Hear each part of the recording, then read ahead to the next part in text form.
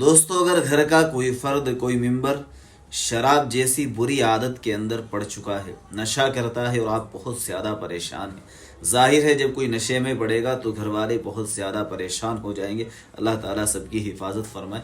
دوستو ایسے شخص کو قرآن کریم کی ایک بہت پیاری آیت ہے، اس آیت کو آپ 100 مرتبہ پڑھ کر پانی پر دم کریں اور اس شخص کو پلاتے رہے جو اس وقت نشے میں پڑا ہوا ہے۔ میں آپ کو آیت پڑھ کر سناتا ہوں، اسکرین پر بھی انشاءاللہ آپ کو نظر آ رہی ہوگی۔ اس کو پڑھے اور اس کو پڑھنے کے بعد پانی اس آدمی کو پلاتی رہے جو اس وقت شراب کے اندر مبتلا ہے۔ آیت ہے وَحِيلَ بَيْنَهُمْ وَبَيْنَ مَا يَشْتَهُونَ كَمَا فُعِلَ بِأَشْيَاعِهِمْ مِنْ قَبْلِ إِنَّهُمْ كَانُوا فِي شَكٍّ مُّرِيبٍ۔ سورہ سبا آیت نمبر 54 پارہ نمبر 22۔ تو 22ویں سپارے کے اندر یہ آیت ہے۔ اس آیت کو آپ 100 مرتبہ